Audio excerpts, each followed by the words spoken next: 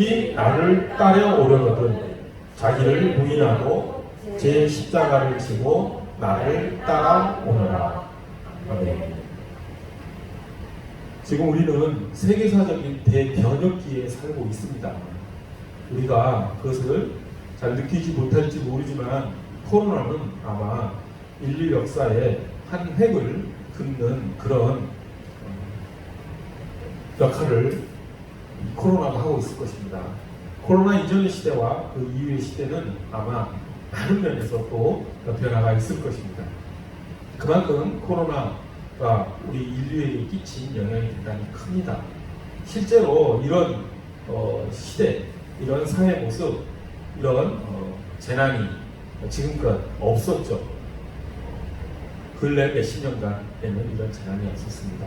물론 중세 유럽의 흑사병이라든지 또 여러 가지 전염병이 있었지만 현대에 와서 근대를 지나고 현대에 와서 이런 전염병으로 이렇게 인류가 큰 재난을 겪는 이런 상황일 것입니다.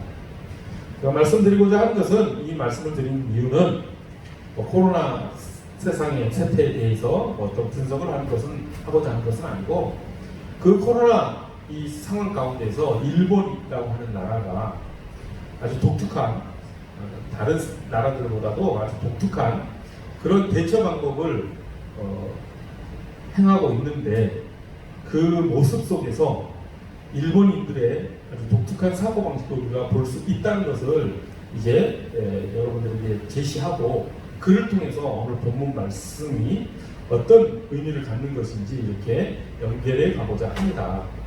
코로나 이 사태를 맞아서 일본인들은 확진자가 그렇게 많지가 않죠. 사망자도 그렇지 많지 않고 그래서 스스로 일본 정부는 자신들이 코로나 이 사태를 잘 대처하고 있다 이렇게 말하는 정치인들도 있습니다. 아베가 대표적이죠. 그런데 일본이 그렇게 확진자가 적고 그리고 사망자도 적은 이유는 검사를 안 하기 때문이죠. 아마 그들이 우리나라 같이 검사를 하고 적극적으로 대처하면은 확진자의 수가 확진자의 그 실상이 나타나고 아마 그 수도 엄청나게 늘어날 것입니다. 제가 얘기하고 싶은 것은 무엇이냐면은 일본 정부는 거짓말을 하고 있다는 것이죠. 확진자 수를 국민들에게 속이고 있다는 것입니다. 그 이유가 이제 도쿄올림픽을 어떻게든지 해보고자 하는 그런 것 때문에 거짓말을 한 것이죠. 자, 그런데 제가 또 얘기하고 싶은 것은 이런 일본 정부의 그런 부패함이나 이런 부정적인 것을 얘기하고자 하는 것이 아니라 그 일본 국민들이 그런 정부의 잘못된 대처와 거짓말에 대해서 그저 묵묵히 그냥 수용하고 그런 정부에 대해서 어떤 적극적인 저항 활동이라든지 그런 정부가 잘못된 길을 벗어나서 올바른 길로 가도록 하는 어떤 모습들이 전혀 일본 국민들에게 보이지 않는 모습을 여러분들에게 알리고자 하는 것입니다. 우리나라였다면 어떻게 됐을까요? 우리나라 국민들은 우리 민족은 세계사적인 어떤 큰 일을 현대에 많이 이뤄냈죠. 대표적인 것이 그 촛불혁명, 그 이전에도 우리 국민들은 불의에 저항하고 민주정부를 세우기 위해서 끝없이 저항하고 투쟁하고 올바른 길에서 나아갔던 정말 세계사적으로 보기 드문 그런 탁월한 민족입니다. 그런 우리 민족의 관점에서 일본 국민들을 바라보면 어찌 보면 한심하기 그지없지요. 어떻게 정부가 저렇게 거짓을 말하고 잘못된 정책을 펴는데 그것을 그냥 수긍하고만 있는지 이해가 안 됩니다.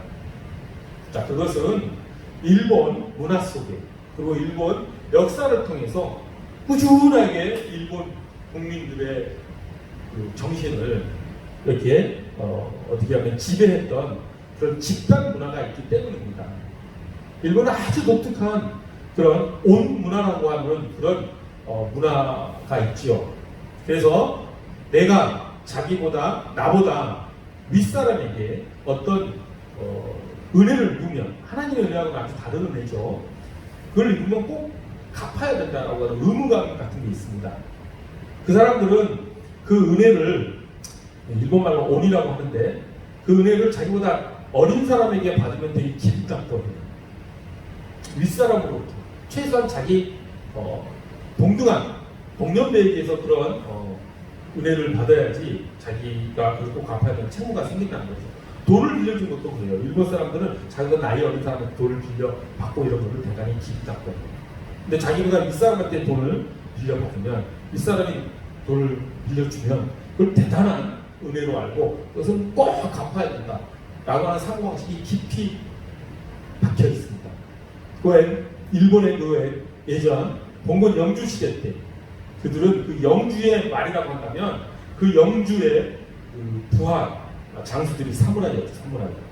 그들은 영주가 할복하라 그런 할복하는 그런 복종 문화가 아주 많이 그들의 삶 속에 뿌리 박혀 있습니다. 아주 독특한 문화죠. 그렇기 때문에 일본인들은 그런 권력에 대해서 비판 의식이라든지 권력에 저항하려고 하는 그런 마음들이 없습니다.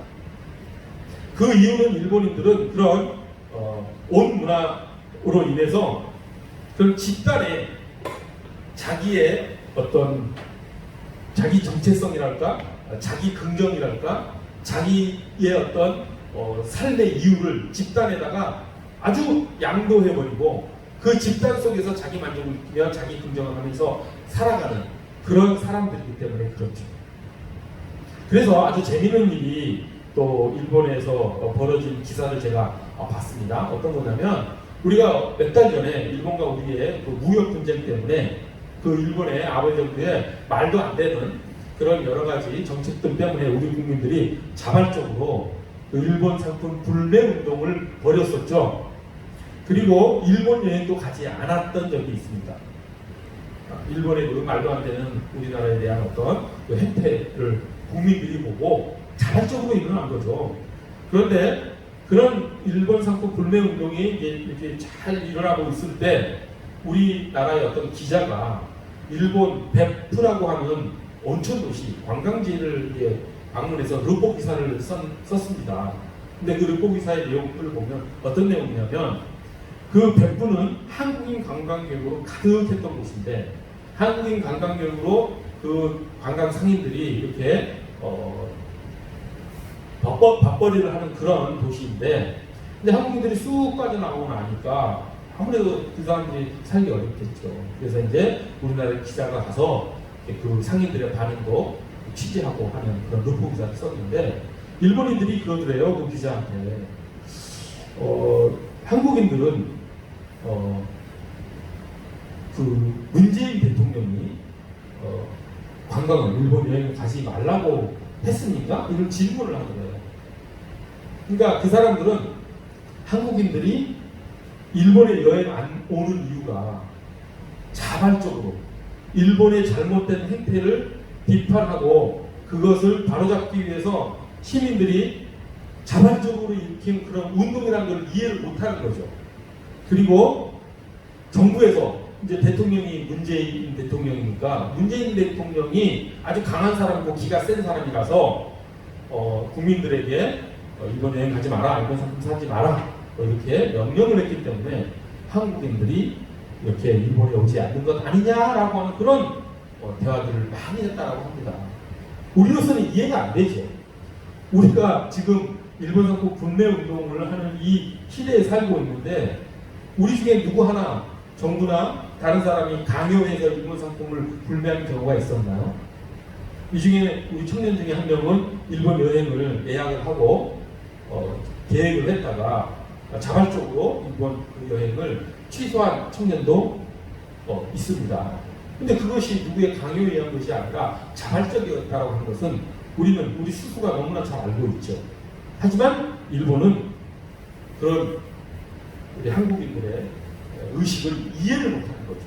그 이유가 일본의 그 복종 문화, 집단에 자기를 양도해버림으로써 그 집단에 대한 소속감으로 살아가는 사람들이기 때문에 그런 우리 민족, 우리 국민의 그 자발적 불매 운동을 이해를 못하는 것이죠.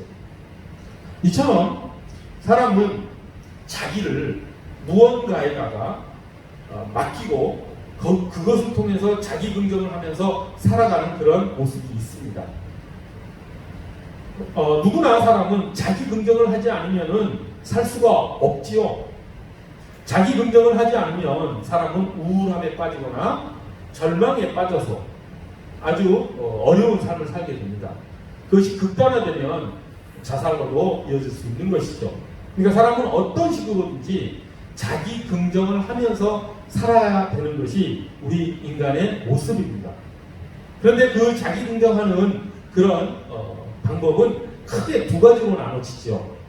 제가 설명드렸던 일본인들처럼 지나치게 집단에 자기를 투영을 하고 그 집단 속에서 자기 긍정을 하는 그런 자기 긍정의 모습이 있고, 그 반대의 모습도 있죠. 자기 자신에게서 자기 긍정할 요소를 찾아내고 그 자기 긍정을 자기에서 이루어내는, 자기 자신으로서 존재하려는 그런 용기를 가지고 살아가는 그런 자기 긍정도 있습니다. 그런 예의 좀 지나친 극단적인 사례는 히피들의 삶을 통해서 우리가 확인해 볼 수가 있습니다. 히피들의 삶에 대해서 아는 사람도 있고 잘 모르는 사람도 있겠지만, 히피는 60년대 미국에서 베트남 전쟁, 또 뭐 케네디 암살 사건, 그다음에 마틴 루터 킹 목사의 또 암살 등등 미국 사회에서 큰 그런 일들이 벌어지자 그 사회의 그 부정과 부패, 그런 모습 속에서 환멸을 느끼고 자기 개인의 삶 속으로 후퇴에 들어가면서 자연과 함께 한다든지 뭐 그런 식으로 하면서 아주 자유분방한 삶을 추구하는 사람들을 히피라고 했어요.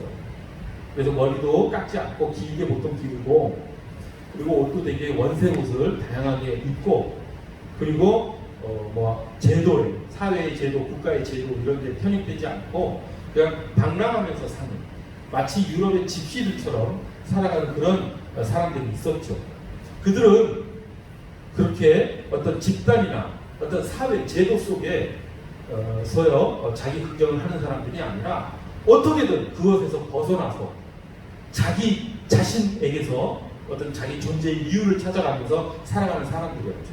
근데 그것이 이제 부정적으로, 극단적으로 지나치게 나아가면 그것은 자기 쾌락을 중요시하고 자기 감정을 위주로 하는 삶으로 나아가게 됩니다.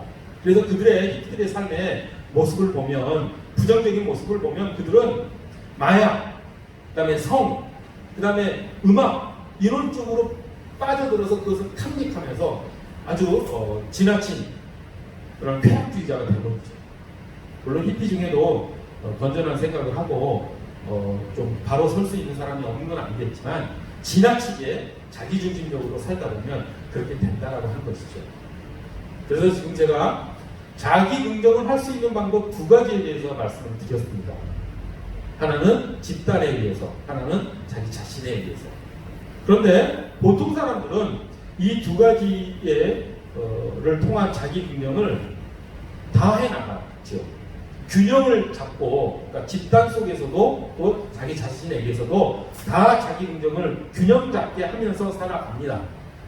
그러니까 자기가 속한 가정, 자기가 속한 직장, 자기가 속한 사회, 자기가 속한 학교, 자기가 속한 국가에서 자기가 만족을 느끼며 그 안에 소속된 것에 대해서 자기 긍정을 하면서 또 내가 스스로 미래의 비전을 잡고, 그리고 그것을 위해서 스스로 판단하고 스스로 결정하면서 삶을 살아가는 그런 자기 긍정의 모습을 보이면서 균형 잡힌 삶을 살아가는 것이 보통의 사람들입니다.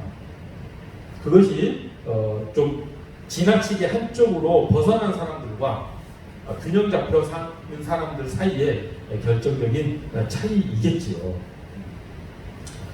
정리를 하자면 이런 것입니다. 지금까지의 말은, 사람은 누구나 자기 긍정을 하여야 생존할 수 있습니다. 자기 긍정을 하지 못하면 반드시 우울증으로 빠지게 되고 또 절망에 빠지게 되어서 사람은 우울증에 걸려 정신적으로 불안한 삶을 살거나 절망에 빠져 자살에까지 이르게 되는 그런 상황에 빠지게 되는 것이 인간이라고 하는 것이죠. 그래서 반드시 인간은 자기 긍정을 하며 살아야 된다라고 하는 것을 우리가 알 수가 있습니다. 우리 자신의 모습을 봐도 알 수가 있죠. 자, 그런데 여기서 이제 우리가 그리스도인으로서 이런 일반적인 세상 사람들이 자기 긍정을 하면서 균형 잡혀서 살아가는 그 모습보다도 더 한 발자국 더 깊이 들어가는 그리스도인의 자기 긍정을 우리가 생각해 봐야 될 것입니다. 그것이 오늘 말씀과 연결되는 것이죠. 예수님께서는 자기 긍정을 말씀을 안 하시고 자기 부인을 말씀하셨습니다. 그러니까 이것이 어떻게 연결되는 것인지 오늘 말씀을 통해서 우리가 확인을 하고 예수님의 말씀의 의미가 무엇인지를 좀 알았으면 좋겠습니다. 자, 예수님께서 자기 부인하라고 말씀하셨는데 우리는 자기 긍정하지 않으면 죽습니다. 절망에 빠져서. 그러면 이 두 가지 사이에 이 모순적인 이 관계는 무엇인가? 예수님은 왜 우리에게 자기 부인하라고 말씀하셨는가? 라고 하는 것을 우리가 깨닫기로 합니다. 자, 그것은 이렇게 우리가 우리 자신을 성찰함으로써 그 예수님의 말씀을 이해할 수 있게 되는 것이죠. 즉, 우리가 무엇을 통해서 자기 긍정하는가? 내가 자기 긍정하는 대상은 무엇인가를 우리는 성찰해야 된다고 하는 것입니다. 그 자기 긍정의 대상이 무엇인가를 우리는 죽을 때까지 그것을 찾아가면서 그 자기 긍정의 그 대상이 주님보다도 하나님보다 더 앞세우는 것은 아닌가라고 하는 것을 우리가 잡아낼 수 있어야 된다고 하는 것이죠. 예수님께서는 우리에게 자기 어머니나 자기 아버지를 주님보다도 더 사랑하면 그것은 적합하지 않은 것이다. 자기 아들과 자기 딸이라 할지라도 주님보다도 더 사랑하면 그것은 적합하지 않다라고 말씀하셨습니다. 세상의 그 어떤 것도 하나님보다도 앞세워서 거기에 빠져드는 그것은 잘못된 것이라고 예수님께서 말씀하신 것이죠. 자, 그러면 우리가 자기 긍정해야 될 그 대상도 당연히 그 주님의 말씀에 비추어서 우리가 주님보다도 더 앞세워서 자기 긍정을 해서는 안 된다라고 하는 것을 우리가 알 수가 있습니다. 우리가 이 부분을 끊임없이 찾아내고 내가 주님보다도 더 높이 평가했던 나의 자기 긍정이 있었다면 그것을 하나님 아래로 끌어내리고 자기 긍정을 다시 해야 되는 것이 우리가 해야 되는 일이라고 하는 것이죠. 그것이 자기 부인이라고 하는 것입니다. 예수님께서 오늘 본문 말씀에서 자기 부인을 하고 십자가를 지고 제 십자가를 지고 나를 따르라고 말씀하셨던 그 자기 부인은 이런 아주 근원적인 내가 주님보다도 더 아끼는 그 무언가에 대한 내가 자기 긍정하는 그 대상에 대한 것을 하나님께서 부인하라고 말씀하신 거라고 하는 것을 우리가 꼭 깨달았으면 좋겠습니다. 우리가 흔히 자기 부인하면 자기를 다스릴 줄 아는 수준에서의 자기 부인을 생각하기가 쉽습니다. 그래서 화를 내지 않으면 또 내 생활이 절제가 되면 내가 규칙적인 생활을 하면 내가 자기 부인하는 것이다 라고 생각하기 쉽습니다. 맞습니다. 그것도 자기 부인이시죠. 아주 바람직한 그런 자기 부인이라고 할 수가 있습니다. 하지만 주님께서는 거기 그 수준에서 멈추라고 말씀하신 것이 아니죠. 주님께서는 아버지나 어머니, 자식들, 아들과 딸을 사랑하는 것보다 더 주님을 사랑하는 것을 합당하게 보신 것처럼 우리를 살게 하는 그 자기 긍정의 대상이 주님보다도 더 중요하다고 생각하는 것은 우리가 부인해야 된다라고 말씀하신 것입니다. 그것을 찾아내야 된다라고 하는 것이죠. 그것을 찾지 못하고 우리가 살아가면 우리는 자기 부인을 하지 못하는 것이고 우리는 예수님이 가셨던 그 길을 따라가지 못하게 됩니다. 우리 그리스도인들의 목적은 자기 부인에 있지 않고 예수님을 따라가는 데 있습니다. 그러면은 그 자기 부인을 해야 될 그 대상이 무엇인가? 즉 내가 너무나 지나치게 자기 긍정을 해서 하나님보다 더 높였던 그 자기 긍정의 대상은 무엇인가를 찾아서 그것을 부인함으로써 우리가 예수님의 그 길을 따를 수 있다라고 하는 것을 우리가 명심해야 된다라고 하는 것이죠. 그렇게 자기 부인하는 우리 진실한 그리스도인이 되기를 원합니다. 저는 최근에 그것을 발견을 했습니다. 꿈에도 생각하지 못했던 내가 주님보다도 더 높였던 자기 긍정의 대상이 무엇인지를 깨닫게 되었습니다. 물론 그 전에도 그런 것들을 하나하나 깨달아가면서 자기 부인하면서 주님을 쫓으려고 노력을 했었죠. 물론 실수도 했고 잘못도 했고 그것을 성공적으로 이뤄내지 못하고 자기 부인하지 못하고 넘어지고 했던 경험도 많이 있습니다만, 또 주님께서 깨닫게 해주시고 부인해야 될 것이 무엇인지 알려주시고 하면서 넘어졌다 일어서고 넘어졌다 일어서고 하면서 주님의 뒤를 그래도 미약하게나마 쫓아가고 있습니다. 그런데 그 와중에 최근에 내가 정말 생각하지 못했던 하나님보다도 높였던 내가 내 살기 위해서 나를 자기 긍정해야지 내가 사는데 그 자기 긍정의 그 대상이 주님보다 더 높았구나. 그것을 내가 부인해야 되겠구나 라고 하는 것을 깨달았습니다. 그것은 무엇이냐면, 저는 개인적으로 책을 읽고 그 책이 어떤 영감을 주는 것, 또 깨달음을 주는 것을 되게 좋아합니다. 그리고 그 책에서 깨달은 그 영감과 깨달음을 가지고 하나님의 말씀에 접목을 시키고 또 성경을 읽어가면서 하나님께 주시는 또한 영감을 바탕으로 그것을 설교문을 작성하고 그것을 사람들에게 이야기하는 것, 또 설교하는 것을 되게 좋아합니다.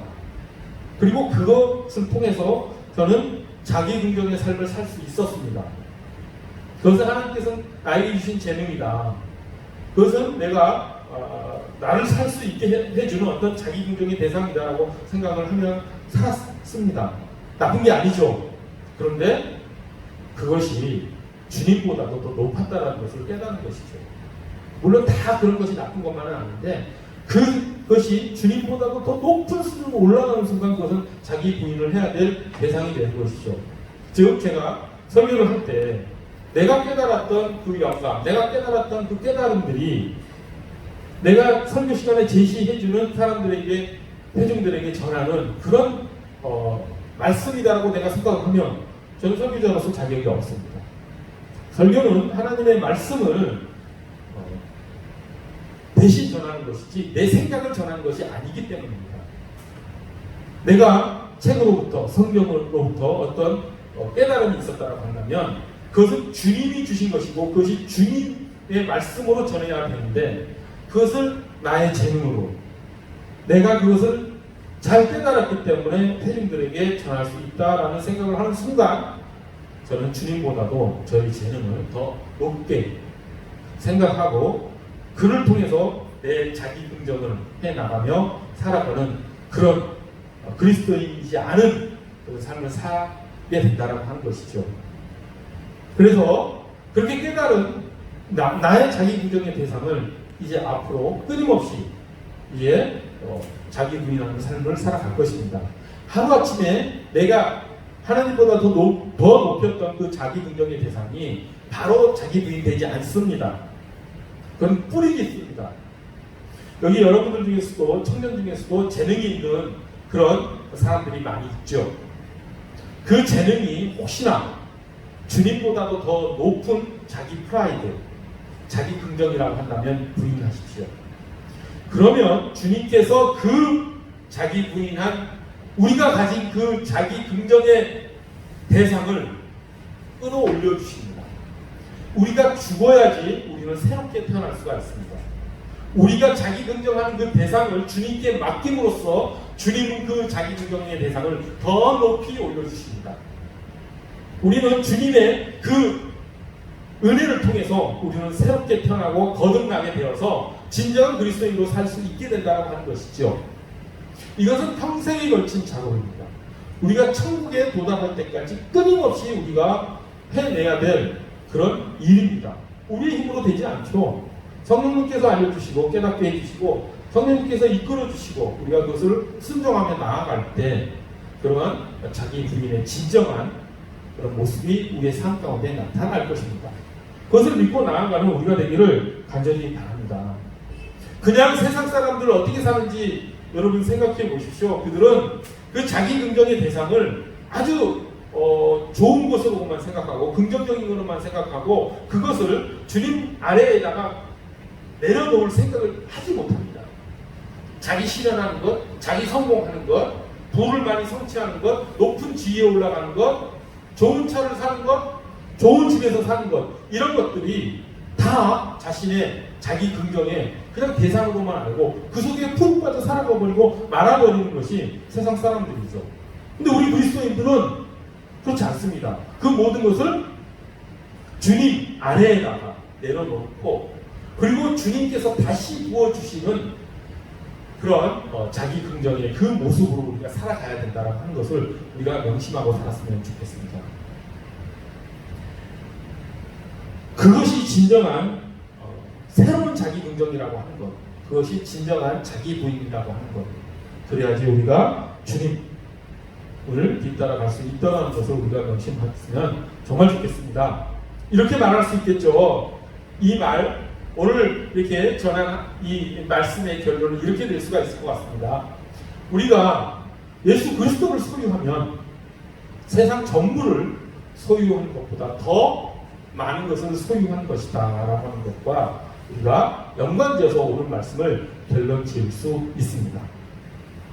우리가 가진 자기 긍정의 대상들 다 하나님께서 맡기십시오. 예수 그리스도께 맡기십시오. 그것이 우리가 예수 그리스도를 소유하는 길입니다. 그러면 우리는 세상에 모든 것을 다 소유한 것보다 더 큰 소유를 가지고 우리는 진정한 자기 긍정을 하면서 살아갈 수 있을 것입니다. 그러한 자기 부인의 모습을 보이며 살아가는 우리가 되기를 간절히 소원합니다. 기도하겠습니다. 거룩하고 자비로우신 하나님 아버지, 예수님께서 저희에게 자기 부인하라고 제 십자가를 지라고 말씀하셨습니다. 그것이 예수 그리스도를 따르는 길이라고 우리에게 말씀해 주셨습니다. 하나님, 진정한 자기 부인을 해나갈 우리가 될 수 있도록, 우리가 하나님보다 더 높였던 것들을 하나님 부인할 수 있는 우리가 될 수 있도록 저를 인도하여 주시옵소서. 항상 성령 하나님께서 우리에게 깨달음을 주시사 그 자기 부인의 대상이 무엇인지, 우리가 부인해야 될 것이 무엇인지 아버지 하나님 깨달으며 그것을 부인해 나가는 성령님의 이끌린 삶을 살아갈 수 있도록 저희를 붙들어 주시옵소서. 감사드리며 예수 그리스도 이름 받들어 기도드립니다. 찬양합시다.